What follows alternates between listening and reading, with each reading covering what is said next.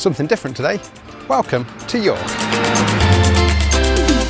And something a little different this week, because this week we're in the car. If you don't know why that's different, that's a good time to hit that subscribe button and check back over my last videos as well.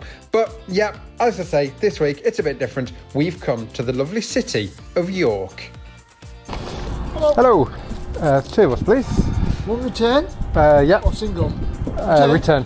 £3.90 then please. The other ones are free. Hey. Oh. Thank you. No, you can't swim in it. Where do you want to sit? So after the park and ride, York City Centre, founded by the Romans in the year 71 as Eboracum. It was once the capital of the Viking kingdom known as Jorvik. But first, it's time to get some pizza. It's called Rudy's Pizza. I wonder what they serve.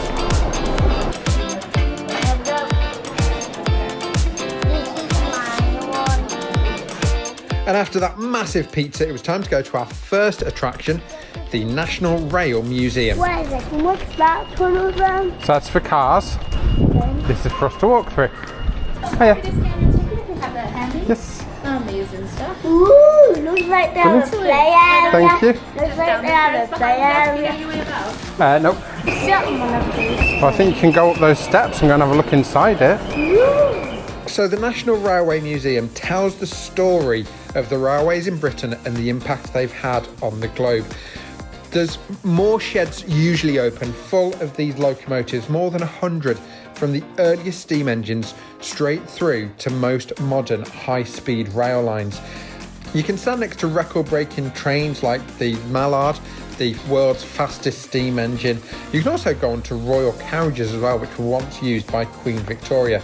For kids, there is actually loads of hands-on activities as well. At other times, it weren't open when we were there, but there are model railways, live demonstrations, and you can just get really up close and personal with all these full-size engines.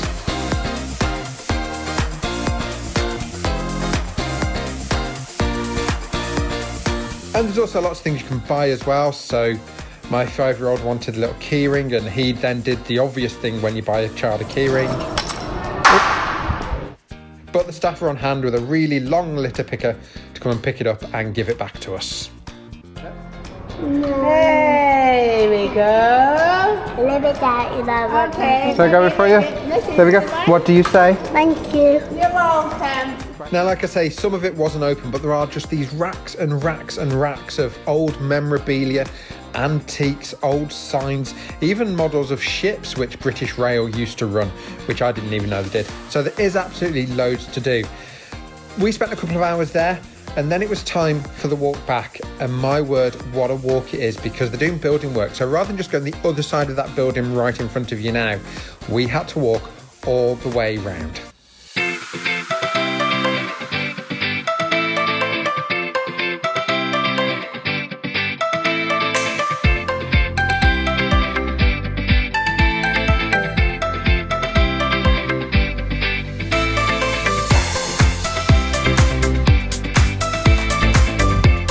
Finally back to the station, and it was time to actually head to our hotel. So we waited just outside to get the bus back to the park and ride, jump in our car and then head to our hotel for the night, which was the local Holiday Inn Express.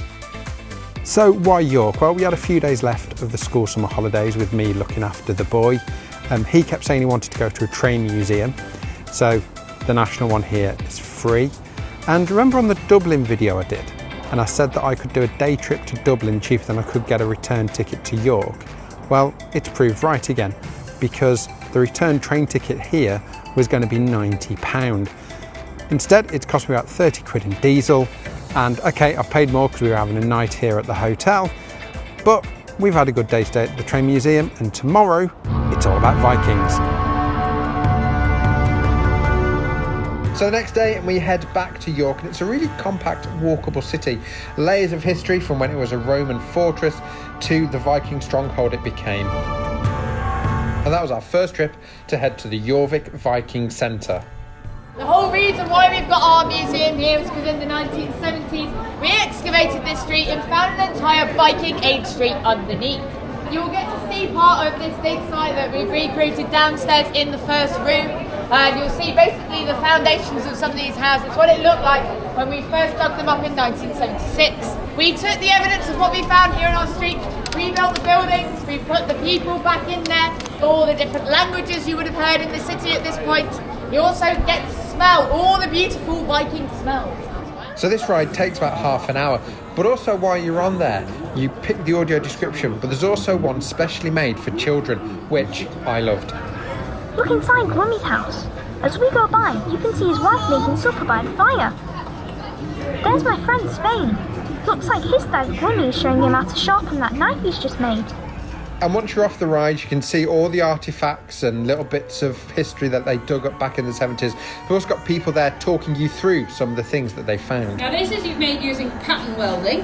There are a few different ways to make pattern welding. Basically one idea is that you take your iron bars, you twist them up, and then you hammer them in to make a nice design.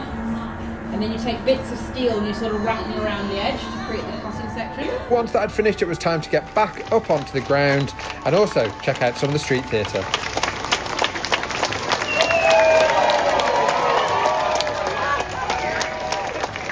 So next it was off to dig, and this is perfect for kids. It's an interactive archaeological centre where you can literally dig through the replica excavation pits.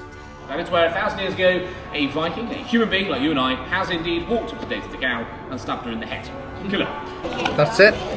That's it. Found something.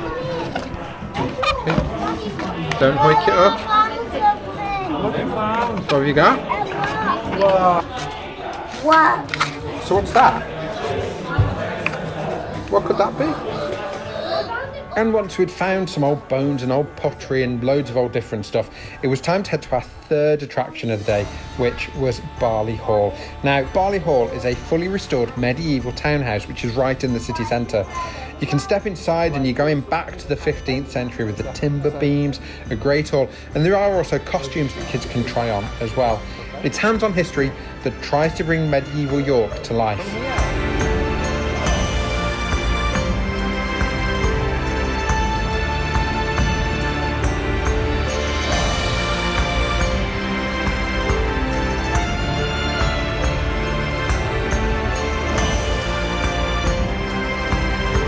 I'll just move this onto that. Not that.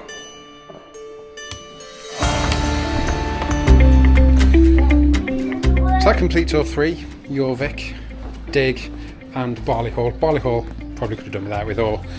If we'd have had a guided tour, probably would have been better, but for a 5-year-old, I think after doing two big things, it's probably a bit much. But overall, it's been a good day. So back to the car, and even though it's 5:30, I've got a good at least sort of 2.5 hour drive back. I'm actually preferring that. I was thinking, should I have taken the train? I can't face sitting on a train now for 2.5 hours back to Merseyside. So yeah, all in all, driving was the best option. Staying in the hotel, also good. Twin room, 100 quid. Okay, I paid a little bit more to get some more Avios points. But again, the hotel was good. Yesterday, National Rail Museum, free, which I think was fine. If I'd have paid, yes, I'd probably been a bit miffed because half of it isn't open at the moment because they're doing some building work. And also that walk to get in feels unnecessary. Today, the 3 different archaeological experiences, so Jorvik, Dig, and then Barley Hall. Could have probably done without Barley Hall, to be honest. Would have been better if we had maybe a guided tour to tell us what was going on rather than having to go into each one and read. I think he'd given up by that point as well. Other than that though, a great couple of days, really well worth it. So that's it. Thank you for watching. Hit that subscribe button if you haven't already, and join me on my next journey. See you then.